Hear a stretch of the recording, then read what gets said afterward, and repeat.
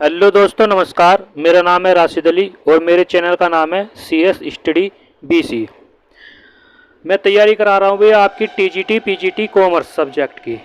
ठीक है भाई, कॉमर्स की मैं तैयारी करा रहा हूँ TGT PGT की। और TGT PGT के अनुसार जो सिलेबस है TGT का भी और PGT का भी, क्योंकि पुष्प पालन का अर्थ, उद्देश्य एवं उसकी विधियाँ, ये आपका पॉइंट जो है, यानी कि आपका जो चैप्टर है, ये TGT में भी है और PGT में भी है। ठीक है भाई, दोनों ही TGT PGT के अनुसार ही मैं आपकी तैयारी कराऊंगा। अगर आप चैनल पर जुड़ना चाहते हो तो जुड़ सकते हैं। ठीक है भाई, चैनल को सब्सक्राइब करना चाहते हैं सब्सक्राइब कर सकते हैं। पर आपसे एक बात बोलूँगा कि जो बड़े बड़े कोचिंग इंस्टीट्यूट में जो तैयारी कराते हैं, उसी के अकॉर्डिंग ही मैं आपकी तैयारी के लिए आया हूँ।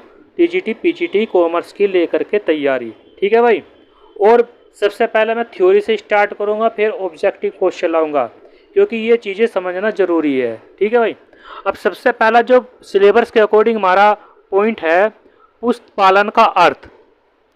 तुम्हारे सामने है पुष्प पालन या बही खाते का अर्थ एवं परिभाषाएं। देखो, परिभाषाएं तो पूछी नहीं जाती, पर जो पुष्प पालन का अर्थ है, यानी कि meaning and definition of book keeping, ठीक है भाई, इसका अर्थ पूछ सकता है। और सबसे पहले हमारे पास ये दिया गया है कि भाई बही खाता है क्या। बही खाते को क्या कहते हैं अंग्रेजी में भाई? बुक कीपिंग कहते हैं। क्या कहते हैं? बुक कीपिंग कहते हैं भाई अंग्रेजी में। ठीक है भाई, और ये कितने शब्दों से मिलकर बना है? ये दो शब्दों से मिलकर बना है, बुक प्लस कीपिंग। और बुक का अर्थ होता है पुस्तक तथा कीपिंग का अर्थ होता है रखना। ठीक है, इस प्रकार इसको बुक कीपिंग कहते हैं। पुस्तकों का रखना या पुस्तक रखने से आशय ये नहीं है कि भाई बुक कीपिंग के अंतर्गत हमें पुस्तकों को मेज पर या अलमारी में सजा कर रखना है। बुक कीपिंग का अर्थ ये है कि जो हमारे पास रोज नाम जो डेली की यानी कि लेन देन होते हैं, उसका लेखा हम अपनी पुस्तकों में रख सके। ठीक है भाई, हिसाब किताब या लेन देन को पुस्तकों में किस प्रकार लिखा जाए, अन्य शब्दों में व्यापारिक लेन देनों को पुस्तकों में निर्धारित नियमों के अनुसार लिखने की कला को क्या कहते हैं भाई? पुस्तक पालन यानी कि बुक कीपिंग कहते हैं। वैसे पुस्तक पालन से संबंधित क्वेश्चन तो आता नहीं, पर थ्योरी समझाना जरूरी है। ठीक है भाई, क्योंकि TGT PGT में बिल्कुल भी इससे संबंध क्वेश्चन नहीं आते। ठीक है भाई, अब आपका स्टार्ट करते हैं। अब देखो, पुस्तक पालन या बही खाते का अर्थ। पुस्तक पालन का कार्य है व्यापारिक सौदों को पुस्तकों में क्रमबद्ध नियमानुसार तथा तिथिवार लिखना है।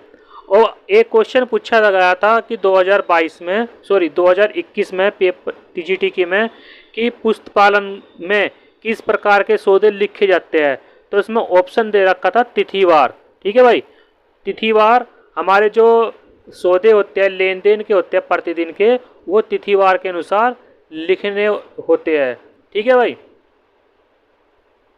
आपके सारी चीज़ें वो लाऊंगा जो आपका मतलब बिल्कुल मेन कॉन्सेप्ट है। फालतू की चीज़ें बिल्कुल नहीं लाऊंगा मैं, आपकी तैयारी नहीं कराऊंगा उसके अकॉर्डिंग। यानी कि नुको भाई और जो कोचिंग इंस्टीट्यूट है या और यूट्यूब चैनल है कि भाई ये भी करा दिया वो भी करा दिया, उसमें करंट भी कर दी, क्योंकि करंट बिल्कुल नहीं आता। जो आता है इसमें सिलेबस के अकॉर्डिंग ही आता है। सिलेबस से बिल्कुल बाहर एक भी क्वेश्चन नहीं आएगा, करंट का एक भी क्वेश्चन नहीं आएगा। ठीक है, क्योंकि बहुत से कोचिंग इंस्टीट्यूट को करंट भी इसमें की तैयारी कराते हैं। करंट बिल्कुल नहीं आएगा। TGT PGT में बिल्कुल भी करंट नहीं आता। जो सिलेबस है उसी के अकॉर्डिंग ही, सिलेबस के अकॉर्डिंग ही TGT PGT की तैयारी होती है। ठीक है भाई, अब बुक कीपिंग या बही खाते के जो उद्देश्य है वो इस प्रकार है भाई। व्यापारिक लेन देनों को, प्रत्येक सौदों को लिखने की कला को पुस्तक पालन कहते हैं। ठीक है भाई, माल एवं रोकड़ की स्थिति का ज्ञान प्राप्त करना।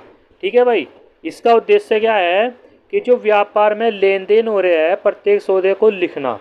ठीक है भाई, कि भाई किस डेट को कौन सी लेन देन हुआ है, कौन सा माल हमने खरीदा है, कौन सा माल हमने बेचा है। ठीक है भाई, और पुस्तक पालन का दूसरा उद्देश्य है, पुस्तक पालन लेखांकन का एक भाग है। हाँ, यहाँ से क्वेश्चन जरूर पूछ सकता है।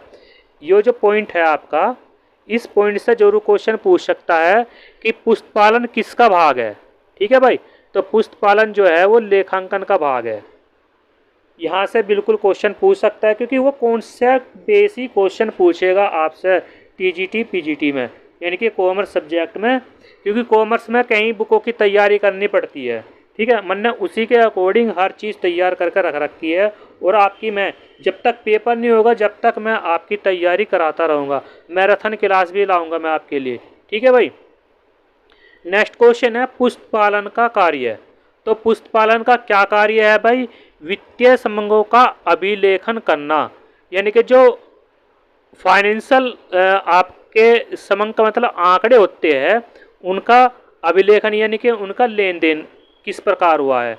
दूसरा पॉइंट पूछा है इसमें, व्यापारिक लेन देनों को लेखा पुस्तकों में नियमानुसार लिखना। ठीक है भाई, तो इसमें पहला आपका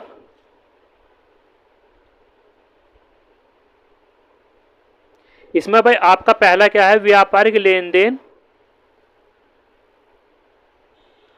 व्यापारिक लेन देनों का लेखा पुस्तकों में नियमानुसार लिखने से होता है। सॉरी। अब नेक्स्ट चीजें आपकी है इसमें भाई, पुस्तपालन का अर्थ हो गया, पुस्तपालन का उद्देश्य हो गया, कार्य हो गया। अब जो नेक्स्ट टॉपिक है इसमें आपका पुस्तपालन की विधियां। अब देखो पुस्तपालन की विधियां इसमें है कितनी भाई? 4। पहला जो पॉइंट है आपका वो है रोकड़ प्रणाली। ठीक है भाई, वित्तीय लेखों की प्रणाली, यानी कि पुस्तपालन के अंतर्गत जो आपकी इसमें प्रणाली है वे 4 है। पहला है रोकड़ प्रणाली, दूसरा है इकरा लेखा प्रणाली, तीसरा है दोहरा लेखा प्रणाली, और चौथा है भारतीय बही खाता प्रणाली। ठीक है भाई, रोकड़ प्रणाली में सारे लेन देन किसके अनुसार होते हैं भाई? सारे लेन देन इसमें कैश के अकॉर्डिंग होते हैं, यानी कि जितने भी नगद लेन देन होते हैं, नगद लेन देन, ठीक है भाई, नगद प्राप्ति और नगद भुगतान, इसके अंतर्गत वो होते हैं भाई। इकरा लेखा प्रणाली के अंतर्गत इसमें भी थोड़ा सा डाउट है, इसमें आपके बता देंगे किस प्रकार के लेख होते हैं। दोहरा लेखा प्रणाली में भाई एक लेने वाला एक देने वाला, यानी कि 2 पक्षों का लेखा होता है। भारतीय बही खाता प्रणाली वह प्रणाली है जिसमें पहले किसके अकॉर्डिंग, यानी कि इसमें सारी चीज़ें हैं हिंदी से रिलेटेड है, यानी कि जैसे आप 1 इकाई इस तरह लिखते हो, 2 इकाई, 3 इकाई, ठीक है, तो सब इस तरह का लेखा इसमें होता है। और इसमें जो होता है जमा पक्ष और नाम पक्ष। ठीक है भाई, सारा जो लेखा होता है जमा पक्ष और नाम पक्ष के अकॉर्डिंग होता है भारतीय बही खाता प्रणाली के अनुसार। और इसमें एक खास बात है, इसमें 8 कॉलम बनते हैं, लाइनिंग का कोई प्रयोग नहीं होता, पेज मोड़े जाते हैं भाई इसमें अकॉर्डिंग। ठीक है भाई, तो 8 यानी कि 4 जो पेज के जो साइज होते हैं उसमें मोड़ने का जो तरीका मैं आपको एक वीडियो में बना करके दिखाऊंगा। उसमें 4 पेज तो नाम पक्ष के और 4 पेज 4 जो कॉलम होते हैं नाम पक्ष के और 4 कॉलम होते हैं जमा पक्ष के होते हैं। ठीक है भाई, अब इसका जो पहला हुआ है कि भाई रोकड़ प्रणाली का अर्थ। ठीक है भाई, अब देखो रोकड़ प्रणाली में क्या है, इस प्रणाली में लेन देन पूर्णतः नकदी में किए जाते हैं। ठीक है भाई, क्या है भाई, जो आपका रोकड़ प्रणाली है जो पहला पॉइंट है, इसमें सारे जो लेन देन क्या होते हैं वो नगद होते हैं, यानी कि आप नगद ही प्राप्त करोगे और नगद ही भुगतान करोगे। इसके अंतर्गत जितने भी आपके लेन देन है सारे नगद के अकॉर्डिंग ही होते हैं। ठीक है भाई, दूसरा पॉइंट इकरा लेखा प्रणाली, यानी कि सिंगल एंट्री सिस्टम। इस प्रणाली में लेखा एक पक्ष 2 पक्ष तथा छोड़ भी देते हैं। इस प्रणाली का दूसरा नाम क्या है? अपूर्ण प्रणाली के नाम से जाने जाता है। अब ये भी क्वेश्चन आ सकता है कि भाई इकरा लेखा प्रणाली को और किस नाम से जानते हैं, तो वह है अपूर्ण प्रणाली के नाम से इसको जानते हैं। ठीक है भाई, तीसरा पॉइंट है इसमें दोहरा लेखा प्रणाली, यानी कि डबल एंट्री सिस्टम। इसमें प्रत्येक सौदों को 2 पक्षों या 2 रूपों में लिया जाता है। वर्तमान में यह प्रणाली बिल्कुल प्रचलित है। ठीक है भाई, अभी आज तक ये प्रणाली आपकी चल रही है, क्योंकि इसमें एक नाम डेबिट का होता है एक नाम क्रेडिट का होता है, यानी कि दोनों कॉलम के जो टोटल होना चाहिए वो सेम होने चाहिए, उनका योग सेम होना चाहिए। ठीक है भाई। चौथा जो प्रणाली है आपकी बही खाता प्रणाली, यह प्रणाली दोहरा लेखा प्रणाली पर आधारित है। अब क्वेश्चन यहाँ ये पूछ सकता है कि बही खाता प्रणाली किस प्रणाली पर आधारित है, ठीक है भाई, दोहरा लेखा प्रणाली पर आधारित है, ठीक है। अब यह इसमें सबसे मेन चीज़ ये है कि यह देसी भाषा, अब देसी भाषा के अंदर क्या आते हैं, एक तो मुड़िया भाषा आती है और एक हिंदी भाषा आती है, उसमें लिखी जाती है, ठीक है भाई। इसमें लंबी दो बहियों का प्रयोग होता है, लंबी लंबी दो बहियों का प्रयोग इसमें होता है। मेन चीज़ ली भाई मैंने आपकी जो कॉन्सेप्ट जिससे आपका क्लियर हो जाए, ठीक है भाई। चाहो तो आप वीडियो को रोक रोक करके इन जो मैंने नोट्स तैयार किए हैं उन नोट्स को आप लिख सकते हो, तैयारी कर सकते हो, ठीक है भाई। और अगर आप चैनल पर नए हो तो चैनल को सब्सक्राइब कर लीजिए, क्योंकि अब मैं लाया हूँ आपके लिए टीजीटी पीजीटी का बिल्कुल सटीक जो सिलेबस है वो लेकर के आया हूँ। इस सिलेबस है उससे बाहर भी एक भी क्वेश्चंस नहीं आएगा, ठीक है भाई, जो मैंने चीज़ तैयार करके रख रखी है। अब नेक्स्ट पॉइंट है आपका लेखांकन की अवधारणाएं। अब आपको एक चीज़ मैं बता दूं, जो आपकी लेखांकन की अवधारणाएं हैं ये दोनों टीजीटी में भी पूछी जाती है और पीजीटी में भी पूछी जाती है, ठीक है भाई। क्योंकि जो आपकी अवधारणाएं है इसमें मेन अवधारणा एक तो यह है कि भाई आपकी चालू व्यवसाय की अवधारणा, ठीक है। वैसे तो मैं आपकी जो मेन अवधारणाएं आपके टीजीटी पीजीटी में आती है सिर्फ वही अवधारणाएं ली है, क्योंकि वैसे तो जो अवधारणाएं है 12 है, ठीक है भाई, 12 अवधारणाएं है, पर मेन यही अवधारणा ली है जो आपको हर बार टीजीटी पीजीटी का जब भी एग्ज़ाम होता है उसमें ये क्वेश्चंस इसके बारे में देखने को मिलते हैं। पहली अवधारणा है मुद्रा माप की अवधारणा, ठीक है भाई। अब देखो इसके अंदर जो मेन चीज़ है मैंने वही चीज़ इसमें लिखी हुई है। इस अवधारणा में यदि कोई वस्तु मुद्रा में, ठीक है भाई, मुद्रा में व्यक्त होती है तो इसे मुद्रा में ही मापा जा सकता है। जैसे संयंत्र और मशीनरी का मूल्य, किसका है भाई, संयंत्र और मशीनरी का मूल्य, किसी घटना का मूल्य मुद्रा में मापा जा सकता है। जो वस्तु सेवा या घटना मुद्रा में नहीं मापी जाती उसका लेखा इस अवधारणा के अंतर्गत नहीं किया जाता, ठीक है भाई। यानी कि कोई हमने मशीन खरीदी, ठीक है भाई, या संयंत्र खरीदा, कोई प्लांट खरीदा, या कोई दुर्घटना होगी, उस दुर्घटना के बारे में हमें दुर्घटना के रूप में हमें पैसे मिले, तो इस अवधारणा के अंतर्गत, मुद्रा अवधारणा के अंतर्गत ये चीज़ें इसमें आती है। सिर्फ मेन चीज़ ली है भाई मैंने इसमें, ठीक है भाई। दूसरी अवधारणा है रूढ़िवादिता की अवधारणा।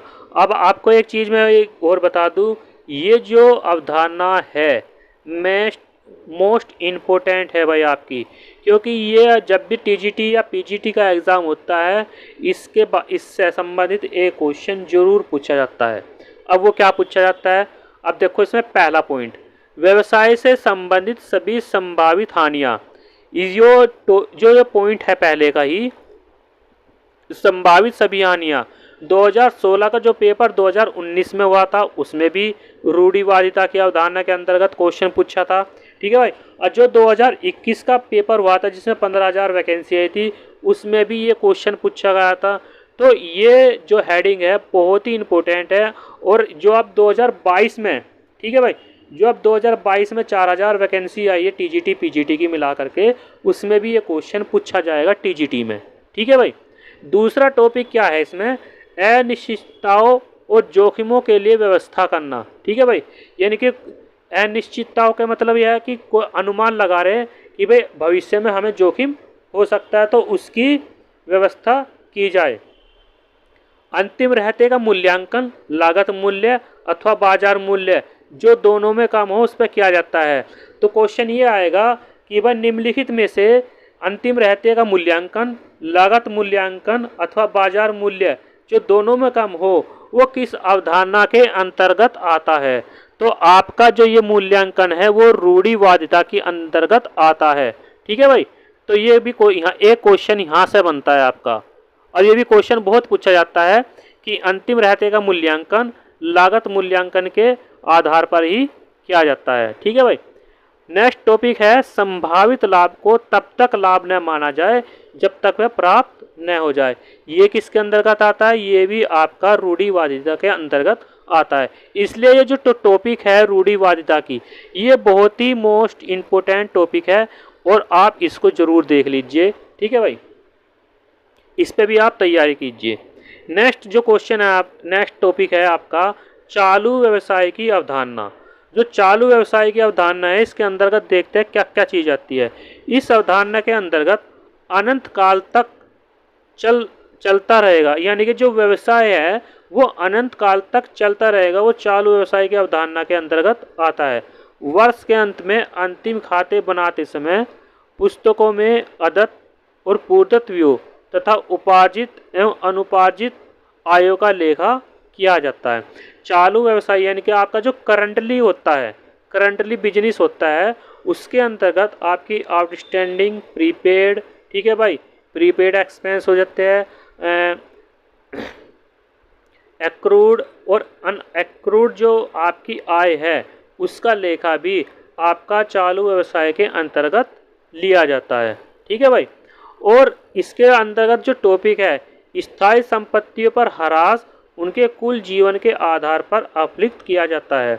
अब क्वेश्चन यहाँ से ये बना दिया जाए कि भाई स्थायी संपत्तियों पर उनके कुल जीवन के आधार पर अपलिफ्ट किया जाता है, वो किस अवधारणा के अंतर्गत है?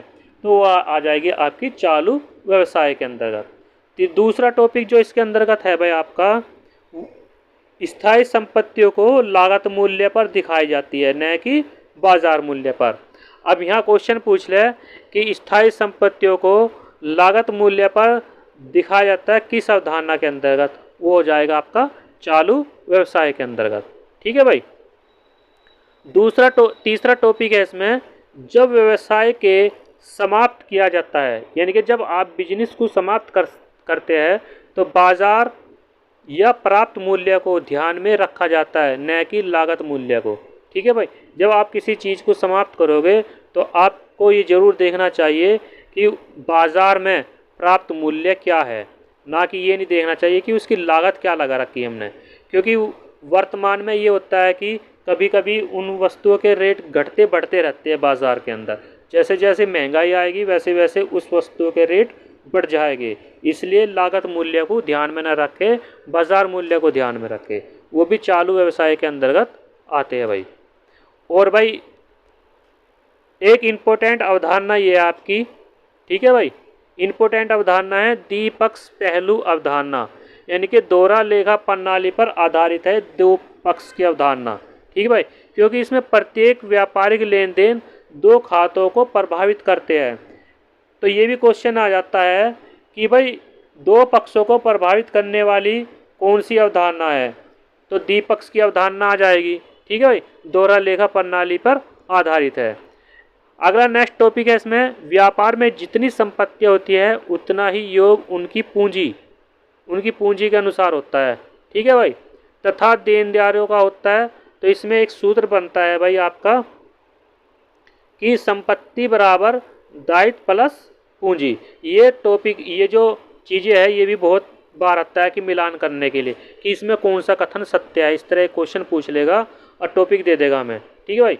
कभी पूछ लेगा कि दायित्व प्लस संपत्ति माइनस के पूंजी, तो हमारा सही जो आंसर होना चाहिए वो ये होना चाहिए संपत्ति बराबर दायित्व प्लस के पूंजी, क्योंकि 2021 के अंतर्गत ये क्वेश्चन पूछा गया था टीजीटी के।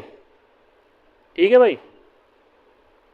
अगर आपको भाई मेरी वीडियो, मेरे टॉपिक जो मैंने तैयार किया आपको अच्छे लग रहे हैं तो आप मेरी इस पूरी वीडियो को देखें, क्योंकि टीजीटी पीजीटी के अंतर्गत इसी तरह की टॉपिकों को पूछा जाएगा। ठीक है भाई। नेक्स्ट टॉपिक है वसूली या प्राप्ति अवधारणा। तो इसमें पहला टॉपिक आता है संभावित डूबत ऋण कोष। ठीक है भाई, और अनुबंध पर हस्ताक्षर हुए हो। तो ये जो पॉइंट है ये वसूली अवधारणा के अंतर्गत आते हैं। एक टॉपिक है एक रूपता की अवधारणा, स्टॉक का मूल्यांकन। दूसरा पॉइंट है इसमें ह्रास की विधियाँ। तीसरा पॉइंट है संदिग्ध ऋणों की व्यवस्था। इनसे संबंध में कोई सा भी एक क्वेश्चन वो पूछ सकता है। ठीक है भाई। तो एक तो चालू व्यवसाय की अवधारणा बहुत इंपॉर्टेंट है, 2019 के एग्जाम में पूछी गई थी भैया। ठीक है, मैंने आपको इसके बारे में अभी डिस्कस किया है, जो चालू व्यवसाय की अवधारणा है। एक आपकी है भाई इसमें रूढ़िवादिता की अवधारणा। ठीक है, ये भी 2019 के एग्ज़ाम में, जो 2016 का पेपर 2019 में हुआ था उसमें भी पूछी गई थी। और जो टीजीटी का जो आपका एलटी और टीजीटी में पेपर हुआ था अभी 2021 का, उसमें भी रूढ़िवादिता की अवधारणा के बारे में इसमें पूछा था। ठीक है भाई, मिलान अनुरूपता की अवधारणा, इसमें पहला टॉपिक है लाभ हानि खाता तैयार किसके अनुसार, किस अवधारणा के अनुसार किए जाते हैं, वो किए जाते हैं मिलान या अनुरूपता की अवधारणा के अनुसार, यानी कि मैचिंग कॉन्सेप्ट के अनुसार। दूसरा पॉइंट है इसमें व्यवसाय के आगम, लेखांकन अवधि, उत्पादन इकाई व आदि, यानी कि इस मिलान की अवधारणा के अंतर्गत जो व्यवसाय के आगम है, रिवेन्यू है, लेखांकन की अवधि है, उत्पादन की इकाई है, वो सब इसके अंतर्गत पूछे जाते हैं भाई। ठीक है, लेखांकन की प्रथाएं, लेखांकन की प्रथाएं और लेखांकन, देखो आपको एक चीज़ और बता दूं, रूढ़िवादिता की अवधारणा और रूढ़िवादिता की प्रथाएं, ठीक है, ये दोनों बिल्कुल सेम है और इससे आपका एग्जामिनर जो है क्वेश्चन जरूर पूछता है। 2022 के एग्ज़ाम में भी क्वेश्चन जरूर पूछेगा और मैंने सिर्फ इससे संबंधित की जितनी भी हेडिंग बनती है, यानी कि जो मेन टॉपिक है वही लिए गए हैं। ठीक है भाई, पहला टॉपिक है इसमें देनदारों पर अशुद्ध ऋण के लिए प्रावधान, ये भी रूढ़िवादिता की प्रथाएं के अंतर्गत या अवधारणा के अंतर्गत आता है। स्टॉक का मूल्यांकन, लागत या बाजार मूल्य जो भी कम हो, रूढ़िवादिता की अवधारणा प्रथाएं के अंतर्गत आते हैं भाई। संपत्ति के मूल्य में वृद्धि को न दर्शाना, दिखाना तथा दायित्वों को अधिक दिखाना, ये भी रूढ़िवादिता की प्रथाएं है। जीवन बीमा पॉलिसी के समय पर मूल्य पर लिखना, गुप्त संचय का निर्माण करना, देनदारों पर छूट के लिए प्रावधान न करना, इस अवधारणा में व्यवसाय में होने वाली सभी संभावित हानियों के लिए पहले से ही प्रावधान किए गए हैं। और ये क्वेश्चन बहुत बार पूछा जाता है इस टॉपिक से संबंधित, संभावित हानियों को किस अवधारणा के अंतर्गत लिया जाता है, वह है रूढ़िवादिता की अवधारणा। ठीक है भाई, दूसरा टॉपिक है एक रूपता की प्रथा, इसमें स्थायी संपत्तियों पर ह्रास काटने के लिए जो पद्धति है वो एक रूपता की प्रथा के अनुसार है। तीसरा टॉपिक है इसमें प्रकटीकरण की परिपाटी, संयोगिक संभाव्य दायित्व के संबंध में नोट जोड़ने का अभ्यास। ठीक भाई, संयुक्त पूंजी वाली कंपनियों का आय विवरण, चिट्ठा आदि कंपनी को तैयार करना, कंपनी अधिनियम की निश्चित प्रणाली के आधार पर तैयार किए जाते हैं। ये सब प्रकटीकरण की परिपाटी के अवधारणा के अंतर्गत या प्रथाएं के अंतर्गत आती है भाई। ठीक है भाई, अब मेन चीज़ आपकी चल गई है भाई दोहरा लेखा प्रणाली, क्योंकि भाई देखो पुस्तपालन का अर्थ, उद्देश्य और उसकी विधियाँ होगी। अब दोहरा लेखा प्रणाली का जो चैप्टर है, ठीक है भाई, अब उसका मेन थ्योरी में लाया नहीं, इसमें सिर्फ वो लाया हूँ कि जो क्वेश्चन पूछा जाता है। सबसे पहला जो क्वेश्चन पूछा जाएगा कि दोहरा लेखा प्रणाली के आविष्कार या जन्मदाता कौन है, तो वो आपको पता होना चाहिए ल्यूकस पेसियोली आपके दोहरा लेखा प्रणाली के आविष्कार है। स्थान, यानी कि इसका जो आविष्कार हुआ था किस शहर में हुआ था, वो हुआ था भाई इटली में। किस सन में हुआ था, 1494 ईस्वी में इस दोहरा लेखा प्रणाली का आविष्कार हुआ था। और किसने करा था, ल्यूकस पेसियोली ने करा था। शहर का नाम है वेनिस शहर, यानी कि वेनिस नगर था। ठीक है, तो इसमें मैंने दोहरा लेखा प्रणाली से संबंधित जो मेन टॉपिक थे वो ले लिए। दोहरा लेखा प्रणाली का आविष्कार ल्यूकस पेसियोली। अगर पूछा जाए दोहरा लेखा प्रणाली का स्थान किस शहर से संबंधित है, वो इटली से है।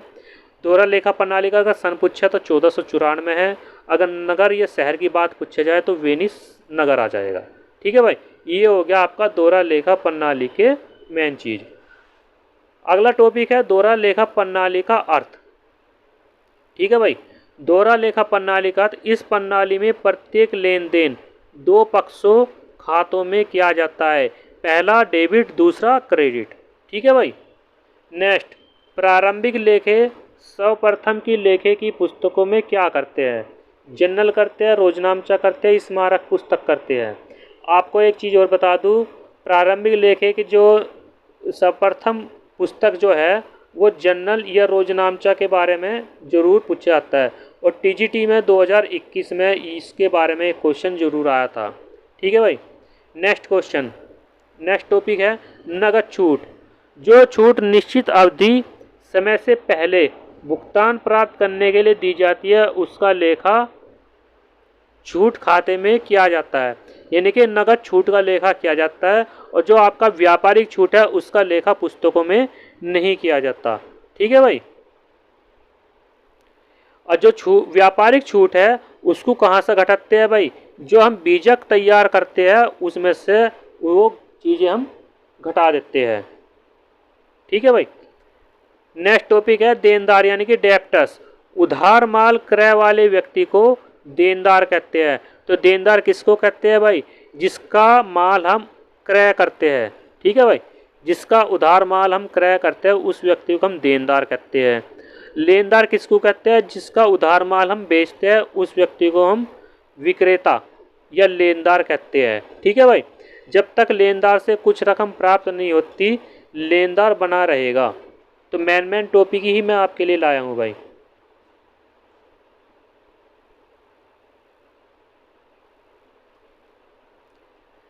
नेक्स्ट टॉपिक है जर्नल में लेखे करने के नियम।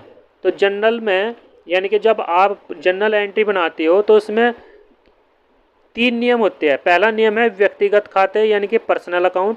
दूसरा टॉपिक है वास्तविक खाते यानी कि रियल अकाउंट।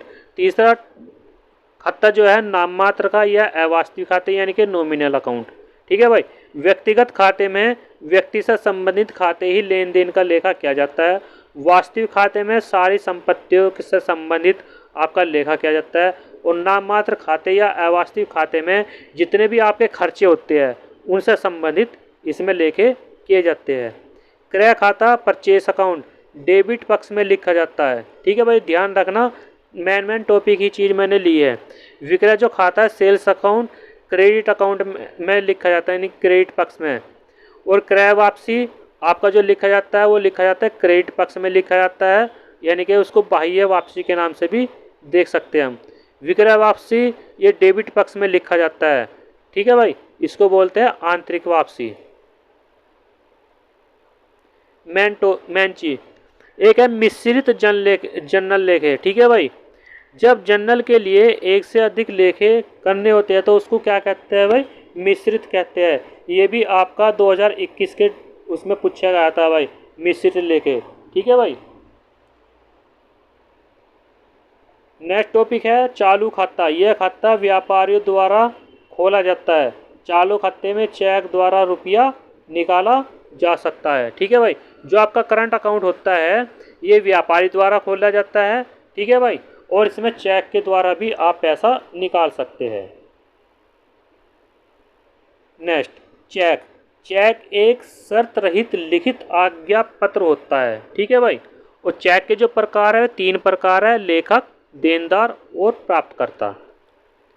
चेक का बेचान या पृष्ठकन किसी दूसरे व्यक्ति धारक को रुपया निकालने का अधिकार देना। दोहरा लेखा प्रणाली के अनुसार प्रत्येक लेन देन का लेखा सर्वप्रथम कहाँ किया जा भाई, रोजनामचे में किया जा। ठीक है भाई। ये क्वेश्चन बहुत बार पूछा जाता है, इस क्वेश्चन की तैयारी भी आप कर लेना। दोहरा लेखा प्रणाली के अनुसार यह प्रत्येक लेन देन का लेखा सर्वप्रथम किस पुस्तक में यह कहाँ किया जाता है, वो किया जाता है रोजनामचे में। यह प्रारंभिक लेखे की पुस्तकें सहायक पुस्तकों के नाम से भी जाना जाता है। इसके बाद क्या तैयार की जाती है, खाता भाई तैयार की जाती है, जिसको बोलते हैं इंग्लिश में पोस्टिंग की जाती है। ठीक है भाई। खुदरा रोकड़ भाई। खुदरा रोकड़ भाई जो है आपकी पेटैती कैश बुक यानी कि व्यापार में दिन प्रतिदिन के खर्च या व्यय को लिखा जाता है। ठीक है भाई। खुदरा रोकड़ बही अग्रह पद्धति के आधार पर बनाई जाती है। या खुदरा रोकड़ बही को किस नाम से जाना जाता है। ठीक है भाई। अग्रह पद्धति के आधार पर बनाई जाती है। जो बिल लेनदारों से बेचान होकर आते हैं उसको क्या कहते हैं भाई, उसको बोलते हैं प्राय बिल। ठीक है। यानी कि BR यानी कि बिल रिसीवल बुक में लिखे जाते हैं जो लेनदारों से बेचान होकर के यानी कि अनादरित होकर के आते हैं, उनको लिखते हैं भाई BR बुक में। जो बिल देनदारों के द्वारा स्वीकृत की प्राप्त होती है, ठीक है भाई, कहाँ लिखते हैं इसको, उसके लिखते हैं दे बिल, यानी कि बिल पे बिल की बुक में लिखा जाता है, ठीक है भाई। नेक्स्ट क्वेश्चन है, खातों की शुद्धता ज्ञात करने के लिए क्या तैयार किया जाता है, उसके लिए तैयार किया जाता है भाई तलपट, ठीक है भाई। खातों की शुद्धता ज्ञात करने के लिए तलपट को तैयार किया जाता है। ये क्वेश्चन आपका 2019 के एग्जाम में पूछा गया है भाई, ठीक है। नेक्स्ट क्वेश्चन, दोहरा लेखा प्रणाली का सिद्धांत क्या है भाई, प्राप्त करता है नाम और प्रदाता है जमा, ठीक है भाई।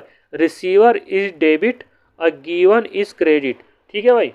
यानी कि आपका जो नाम हो जाएगा वो तो हो जाएगा आपका डेबिट पक्ष में और जमा हो जाएगा आपका क्रेडिट पक्ष में। ये दोहरा लेखा प्रणाली का सिद्धांत है, ठीक है भाई। खातों के दोनों पक्षों का योग करने और अंतर को ज्ञात करने के लिए क्या कहते हैं भाई, उसको बोलते हैं इंग्लिश में बैलेंसिंग और संतुलित करना, ठीक है भाई। ये 2019 के एग्जाम में पूछा गया था। नेक्स्ट क्वेश्चन है, एक जनरल प्रविष्टियाँ जिसमें दो या दो से अधिक खाते डेबिट या क्रेडिट किए जाते हैं तो उसको क्या बोलते हैं, देखो उसको बोलते हैं संयुक्त प्रविष्टियाँ, यानी कि मिश्रित, यानी कि कंबाइंड एंट्री, ठीक है भाई। तो ये कंबाइंड एंट्री अभी मैंने आपको थ्योरी बताई थी, उसके बारे में ये क्वेश्चन पूछा गया है। और ये क्वेश्चन बहुत बार पूछा जाता है भाई, हर एग्जाम में पूछा जाता है कि एक लिपिक रमेश को भुगतान किए जाने वाले वेतन को क्रेडिट किया जाना चाहिए तो किस खाते में क्रेडिट किया जाना चाहिए, वो किया जाना चाहिए रोकड़ खाते में, ठीक है भाई। पुस्तपालन का मुख्य कार्य क्या है, पुस्तपालन का मुख्य कार्य है वित्तीय समंकों का अभिलेखन करना। स्टार्टिंग का जो थ्योरी मैंने आपको पुस्तपालन के बारे में बताई थी उसके उद्देश्य में उस वहाँ से ये चीज़ ली गई है, ठीक है भाई, वहाँ से क्वेश्चन पूछा गया है। नेक्स्ट, एक देनदार को दी गई नगद छूट क्रेडिट की जानी चाहिए, ठीक है भाई, तो ये छूट की जानी चाहिए ग्राहक के खाते में। नेक्स्ट, किसी ग्राहक द्वारा वापस किए गए माल को डेबिट किया जाता है उसको बोलते हैं विक्रय वापसी खाता, यानी कि सेल्स रिटर्न, ठीक है भाई। तीसरा नेक्स्ट टॉपिक है, 3 खानों वाली रोकड़ पुस्तक में प्राप्त हुई नगद छूट की प्रविष्टियाँ की जाती है, वो की जाएगी आपकी क्रेडिट पक्ष में, ठीक है भाई। अब फिर आ गया पुस्तपालन से संबंधित। पुस्तपालन में देखो भाई, व्यापारिक लेन देनों का विलेखन करने हेतु पुस्तपालन कला व विज्ञान दोनों है, बिल्कुल सही है। लेन देन निश्चित पुस्तकों में समूह में अभिलेखित किए जाते हैं, ये भी सही है। पुस्तपालन लेखा पुस्तकों में अभिलेखन करने की एक विधि है, यानी कि इसमें सभी ऑप्शन राइट है। नेक्स्ट टॉपिक है, यानी कि नेक्स्ट क्वेश्चन है तलपट। तलपट अंतिम खाते तैयार करने के लिए आधार प्रदान करता है, बिल्कुल सही है। सैद्धांतिक अशुद्धियाँ तलपट के तालमेल को प्रभावित नहीं करती, ये भी सही है। क्षतिपूरक अशुद्धियाँ समकारी अशुद्धियों के नाम से भी जाना जाता है। ये क्वेश्चन भी बहुत बार पूछा जाता है और एग्जाम में पूछा जाता है भाई, मेसर्स स्टेशनरी मार्ट द्वारा क्रय की गई स्टेशनरी को डेबिट किया जाना चाहिए स्टेशनरी खाते में। पुस्तपालन का मुख्य उद्देश्य है व्यावसायिक लेन देनों के सही एवं पूर्ण अभिलेखन करना। देखो कभी पुस्तपालन का कार्य पूछ लेगा, कभी पुस्तपालन के उद्देश्य पूछ लेगा, ठीक है भाई। यह पुस्तपालन किस तरह कार्य करता है उसके बारे में जरूर पूछा जाता है। ये यदि बैंक खाते का डेबिट पक्ष से क्रेडिट पक्ष अधिक है तो यह इंगित करता है बैंक अधिविकर्ष। क्या करता है भाई, ये करता है आपका बैंक अधिविकर्ष। अब मैं लेकर के आया हूँ आपके ऑब्जेक्टिव क्वेश्चंस। पहला क्वेश्चन है, दोहरा लेखा प्रणाली को किसने प्रकाशित किया है, कौन इसके जन्मदाता है। अभी आपको मैंने बताया था दोहरा लेखा प्रणाली का जो जन्मदाता वह है ल्यूकस पैसियोली, ठीक है भाई। दूसरा क्वेश्चन है, दोहरा लेखा प्रणाली का जन्म कब हुआ था, तो दोहरा लेखा प्रणाली का जन्म हुआ था 1494 ईस्वी में, ठीक है भाई। तीसरा क्वेश्चन है दोहरा लेखा प्रणाली का आविष्कार किस देश में हुआ, तो वो होता आपका इटली में। कहाँ हुआ था भाई, इटली में। चौथा क्वेश्चन है लेखांकन पुस्तपालन की तुलना में क्या है भाई, वो है व्यापक। क्या है भाई, व्यापक है।